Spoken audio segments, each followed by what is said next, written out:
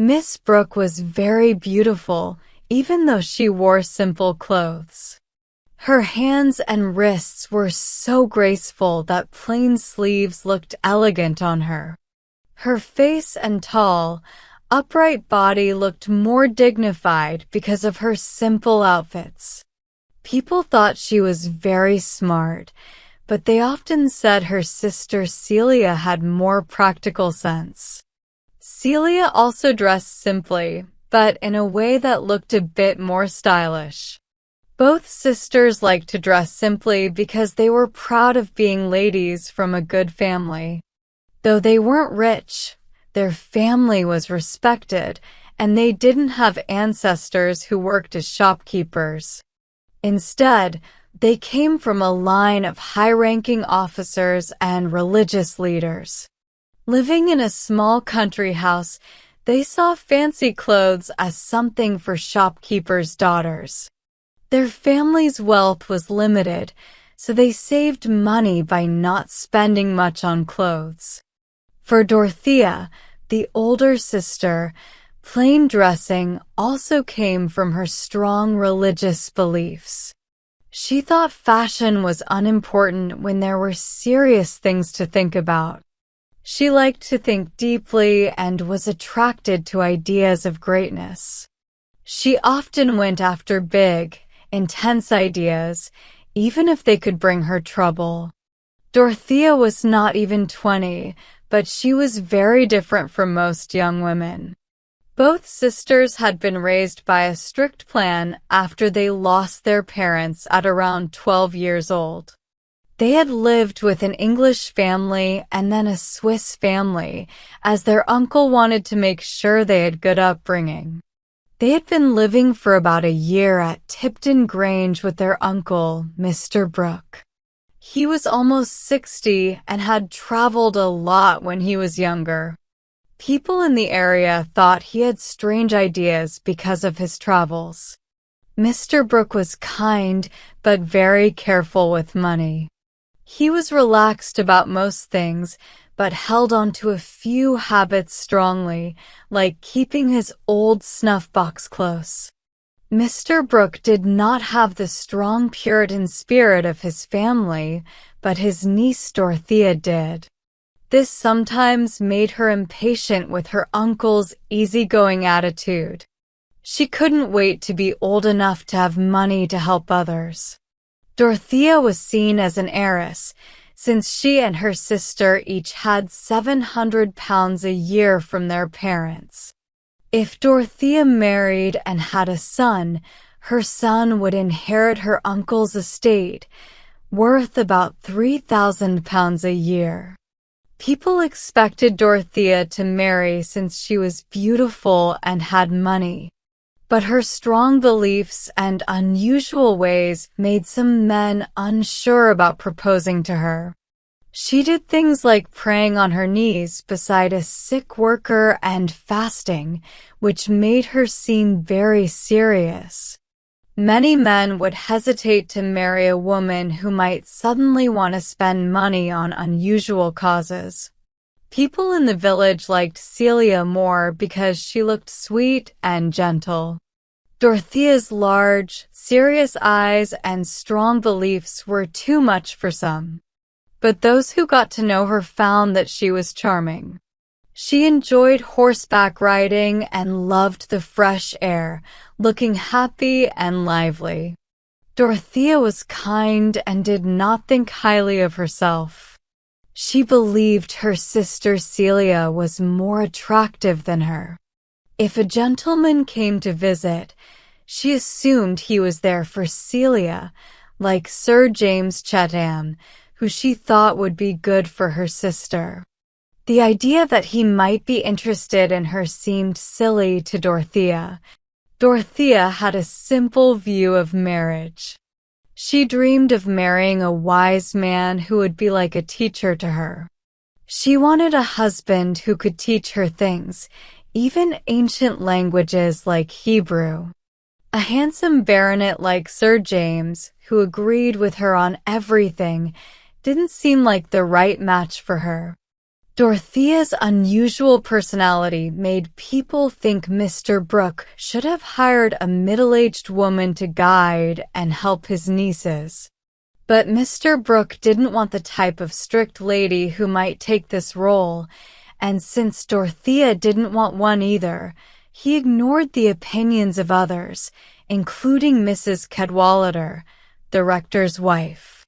So, Dorothea ran her uncle's house herself and enjoyed her new responsibilities. That evening, Sir James Chatham was coming to dinner with another man the girls had never met. This man was Reverend Edward Casaubon, a scholar known for his studies in religious history. Casaubon was also wealthy, and Dorothea was very curious to meet him. Earlier in the day, Dorothea had come back from her work at the village school and was working on a building plan when her sister Celia, who had been watching her for a while, asked if they could look at their mother's jewelry and divide it. Celia reminded her that it had been 6 months since their uncle had given the jewelry to them, but Dorothea hadn't looked at it. Dorothea, smiling, said they would never wear the jewels anyway. But Celia, feeling sad, replied that she thought it was disrespectful to their mother's memory to ignore the jewels.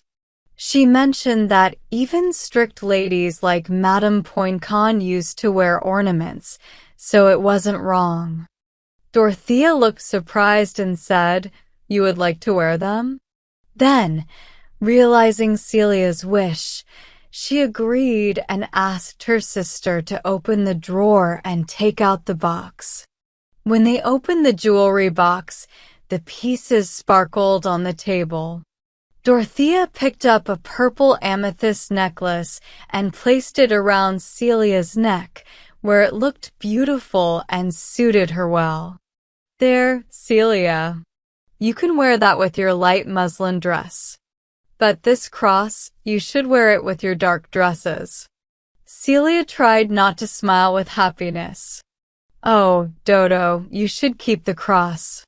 No, dear," said Dorothea, waving her hand as if it didn't matter. "But it would look nice on you, especially with your black dress," insisted Celia. "You could wear it." "Never. I'd never wear a cross as jewelry," Dorothea replied, shivering a bit. "Then do you think it's wrong if I wear it?" Celia asked, feeling unsure. "No, not at all," said Dorothea, gently stroking Celia's cheek. "Different things suit different people. But you might want to keep it for Mother's sake. I already have Mother's sandalwood box, which I love. I don't need anything else. These jewels are really yours, dear." Celia felt a bit sad. Dorothea's tone made her feel like Dorothea thought she was better for not wanting the jewels.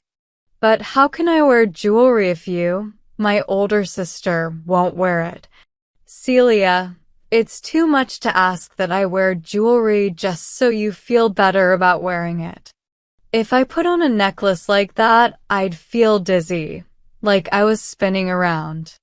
Celia took off the necklace. "It would be too tight for your neck anyway. Something that hangs down would look better on you," she said, feeling happier. She opened a box with a beautiful emerald ring and bracelet, just as the sun shone over the jewels. "How beautiful these gems are," said Dorothea, surprised. "It's strange how colors feel so deep, like a scent. Maybe that's why jewels are called heavenly in the Bible. That emerald is the most beautiful." "And here's a matching bracelet," said Celia. "We didn't see it before." "They're lovely," said Dorothea, putting on the ring and bracelet and holding them up to the light, as if they were a spiritual joy. "You would like those, Dorothea," Celia said hesitantly. She was surprised to see Dorothea interested in jewels and thought that the emeralds would actually suit her own complexion even better. You must keep that ring and bracelet. But these agates are nice too. Yes, I'll keep this ring and bracelet, Dorothea said, setting her hand on the table. But isn't it sad that men work so hard to make and sell these things?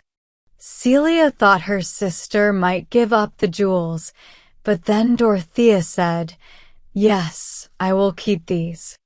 But take everything else and the box."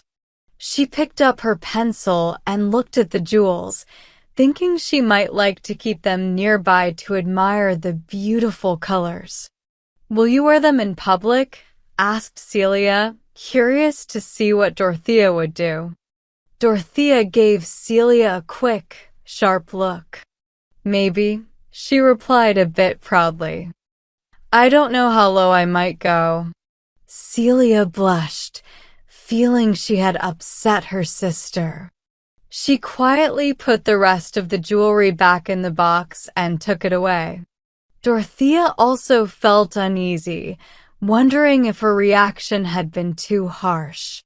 Celia, however, didn't think she had done anything wrong.